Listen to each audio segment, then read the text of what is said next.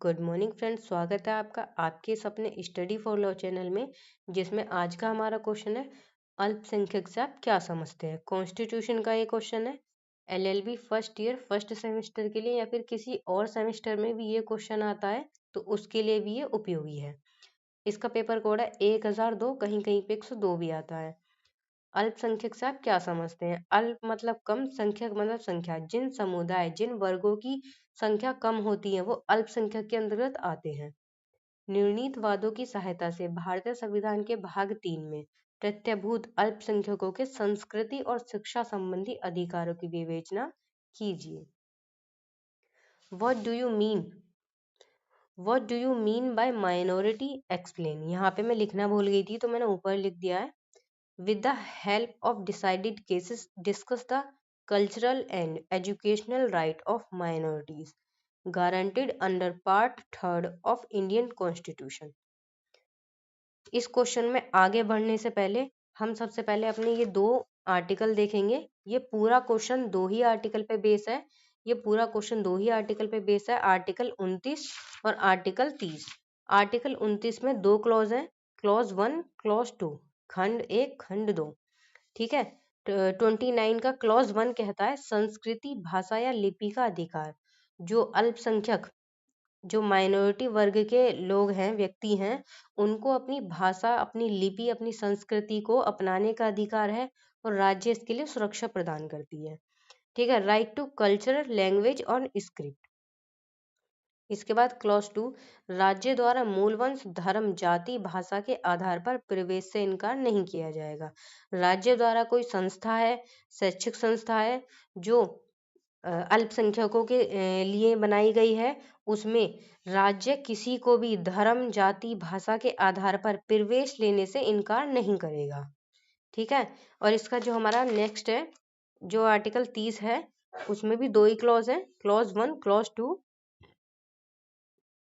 पहला क्लॉज कहता है धार्मिक और भाषाई शिक्षा संबंधी संस्थाओं की स्थापना। कोई अल्पसंख्यक वर्ग है, कोई समुदाय है जो अपने धर्म से या फिर अपने भाषा के आधार पर कोई शिक्षा संबंधी संस्था, कोई इंस्टीट्यूट ओपन करना चाहता है, तो उसको ये अधिकार है कि वो अपने भाषा या फिर अपने धर्म के आधार पर कोई भी इंस्टीट्यूट ओपन कर सकता है।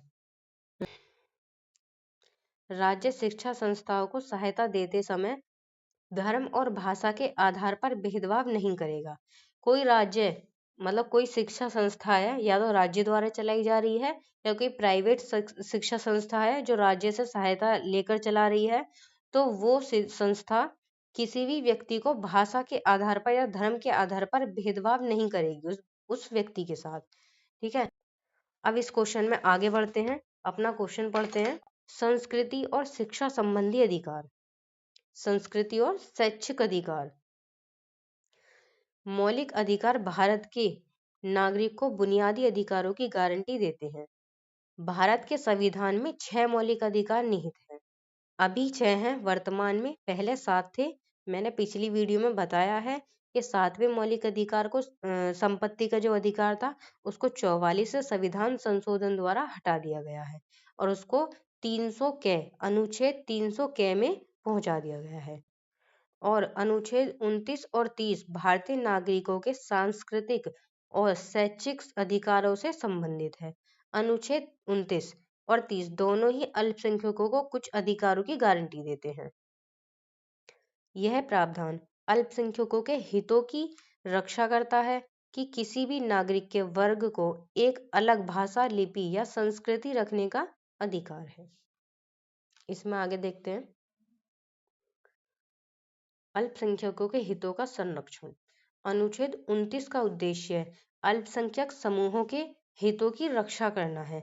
इसका जो उद्देश्य है 29 का, जो अल्पसंख्यक समूह हैं, वर्ग हैं, उनके हितों की रक्षा करना है।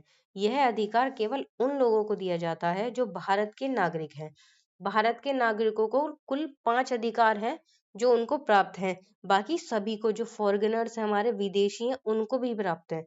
जो मौलिक अधिकार है, ये 5 अधिकार हमारे फॉरेनर्स को मौलिक अधिकार प्राप्त नहीं है। कौन से? 15, 16, 19 और 29, 30। 15, 16, 19 और 29 और 30, ये 5 अधिकार हैं जो सिर्फ भारत के नागरिकों को प्राप्त हैं। और जो बाकी के हैं 14 है और आपके 17 है, 18 है, 21 है, 22 है, ये सभी आपके फॉरेनर्स को भी प्राप्त हैं, यानी कि विदेशियों को, नागरिकों के हैं और भारत के क्षेत्र में रहते हैं। यह अधिकार केवल उन लोगों को दिया जाता है जो भारत के नागरिक हैं और भारत के क्षेत्र में रहते हैं। चूंकि भारत में संस्कृतियों और परंपराओं की बहुत विविधता है, इसलिए भारतीय संविधान का अनुच्छेद 29 प्रत्येक नागरिक को अपनी संस्कृति और उससे संबंधित अवसरों को बनाए रखने का अधिकार देता है। इसमें आगे है, ये वही चार्ट है जो मैंने अभी आपको दिखाए थे, ये दोनों आपके क्लॉज। आप एग्जाम में इसी तरह से अगर इनको बनाकर आ गए तो आपको सच में बहुत अच्छे नंबर मिलेंगे। इसको जरूर बनाकर आइएगा। अनुच्छेद 29, इसका क्लॉज 1 यही कहता है, संस्कृति, भाषा या लिपि का अधिकार है और राज्य द्वारा मूलवंश, धर्म, जाति, भाषा के आधार पर प्रवेश प्रवेश से इनकार नहीं किया जाएगा। राज्य, इसके बाद है, इसी को ये एक्सप्लेन करता है क्लॉज 1 को। अनुच्छेद क्लॉज 1, यह भारत में निवास करने वाले नागरिकों के किसी भी वर्ग को जिसकी विशिष्ट संस्कृति, भाषा या लिपि हो, अपनी संस्कृति, भाषा और लिपि के संरक्षण का अधिकार प्रदान करता है। ये वाला अनुच्छेद, अनुच्छेद 29। इसमें आगे देखते हैं, ये अनुच्छेद 29 का क्लॉज 2 है जो कहता है कि राज्य द्वारा प्रवेश से इनकार नहीं किया जाएगा। धर्म, मूलवंश, जाति के आधार पर राज्य अपने द्वारा चलाए जाने वाले या अपने द्वारा सहायता प्राप्त करने वाले शैक्षिक संस्थाओं में किसी भी व्यक्ति को केवल मूलवंश, धर्म, जाति, भाषा या इनमें से किसी के आधार पर भी प्रवेश देने से इनकार नहीं करेगा। इसके बाद इसमें ये केस है। देखो, एग्जाम में केस बहुत जरूरी है लिखने, बहुत इम्पोर्टेंट है, क्योंकि अगर आप केस नहीं लिखते हैं तो कहीं ना कहीं इसका असर आपके नंबरों पे पड़ता है। अगर आप केस लिख देंगे तो आपको नंबर ज्यादा अच्छे मिल जाएंगे। स्टेट ऑफ मुंबई बनाम मुंबई एजुकेशन सोसाइटी। उच्चतम न्यायालय ने अनुच्छेद 29(1) तथा अनुच्छेद 30(1) में समानता स्थापन करने का प्रयास किया है।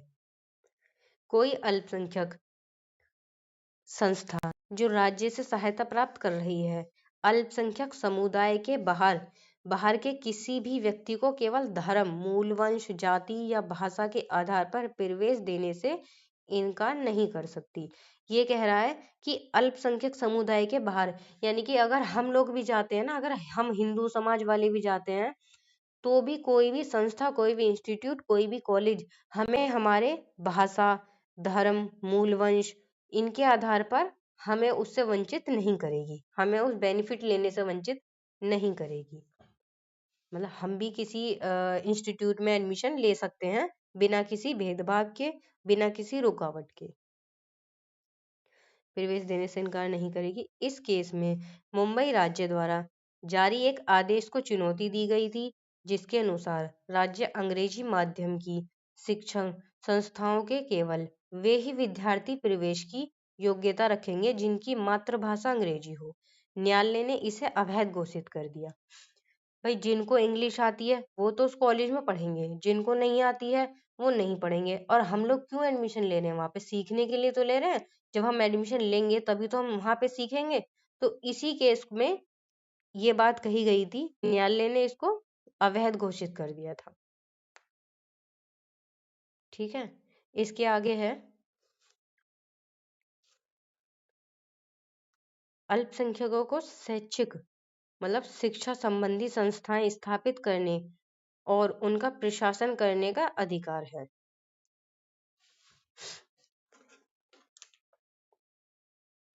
यह अधिकार अल्पसंख्यकों को अपने स्वयं के शैक्षिक मतलब शिक्षा संबंधी संस्थान बनाने और उन्हें संचालित करने के लिए दिया गया है। अनुच्छेद 30 को शिक्षा अधिकार चार्टर भी कहा जाता है। अब इसमें आगे देखते हैं। ये आर्टिकल 30 है। स्टार्टिंग में ही मैंने बता दिया था। अनुच्छेद 30 क्लॉज 1, अनुच्छेद 30 क्लॉज 2। इन क्लॉजों को अच्छे से याद कर लेना और एग्जाम में याद करके लिख कर आना। धार्मिक और भाषाई शैक्षिक संस्थाएं की स्थापना में किसी व्यक्ति को, मतलब किसी वर्ग को, किसी भी समुदाय को अपने धर्म, अपने भाषा के आधार पर कोई भी शिक्षा संस्था खोलने का अधिकार है। और इसमें यही है कि राज्य शिक्षा संबंधी संस्थाओं को सहायता देते समय या फिर उन्हीं के द्वारा कोई शिक्षा संस्था चल रही है तो उसमें वो भेदभाव नहीं करेगा कि धर्म या भाषा के आधार पर उन्हें हेल्प देने से, उन्हें सहायता देने से इनकार नहीं करेगा। इसका क्लॉज 1 कहता है सभी धार्मिक और भाषाई अल्पसंख्यकों को अपनी पसंद की शैक्षिक संस्थाएं स्थापित करने और उनका प्रशासन करने का अधिकार है। इसका क्लॉज 2 कहता है अनुच्छेद 30 क्लॉज 2 राज्य शैक्षिक संस्थाएं, शिक्षा संबंधी संस्थाएं, आप शिक्षा संबंधी संस्थाएं ही लिखना, को सहायता प्रदान करते समय किसी शैक्षणिक संस्था के विरुद्ध इस आधार पर भेदभाव नहीं करेगा कि वह किसी अल्पसंख्यक के प्रबंध के अधीन है, चाहे वह धर्म या भाषा पर आधारित हो। ठीक है। इसके बाद इसका एक केस और है इसमें।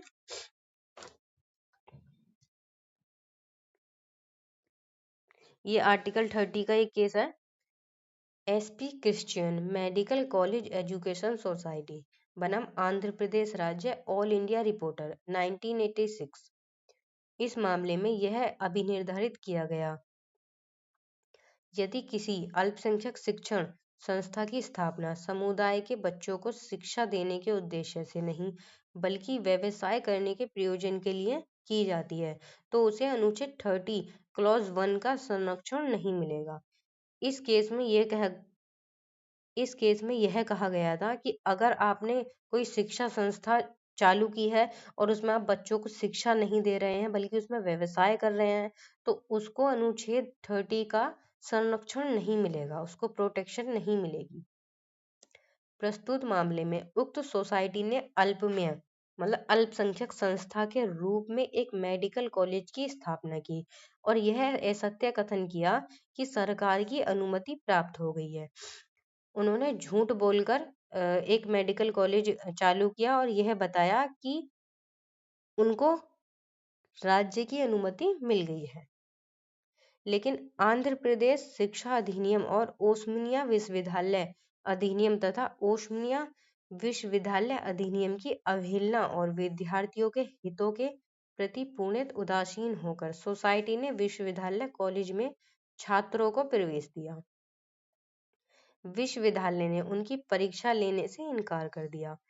न्यायालय ने यह निर्णय दिया कि उक्त संस्था अनुच्छेद 30 का संरक्षण पाने की हकदार नहीं है क्योंकि उसने झूठ बोलकर संस्था चालू की थी और यह झूठा कथन दिया था कि उनको राज्य की अनुमति मिल चुकी है। 30 का संरक्षण प्राप्त करने की हकदार नहीं है और ना ही राज्य को संस्था को चलाने व परीक्षा लेने का निर्देश दिया जाएगा। इस केस में झूठ बोलकर एक संस्था को ओपन किया गया था और उसमें बोला गया था कि उसको राज्य द्वारा मान्यता मिल चुकी है तो विश्वविद्यालय ने उनकी परीक्षा लेने से मना कर दिया था जिसके कारण न्यायालय ने कहा कि उनको अनुच्छेद 30 का कोई संरक्षण, कोई प्रोटेक्शन नहीं मिलेगा। बस आज का क्वेश्चन यहीं तक था। अगर आप वीडियो अच्छी लगे तो इसे लाइक करिएगा, चैनल पे आप नए हैं तो सब्सक्राइब करिएगा। अगर आप मेरे से कुछ पूछना चाहते हैं, कुछ जानना चाहते हैं तो डिस्क्रिप्शन में मैंने कुछ डिटेल्स दी हैं, आप वहाँ से मुझे कांटेक्ट कर सकते हैं। वीडियो में यहाँ तक बने रहने के लिए बहुत बहुत धन्यवाद आपका। Thank you so much. चलिए मिलते हैं नेक्स्ट वीडियो में।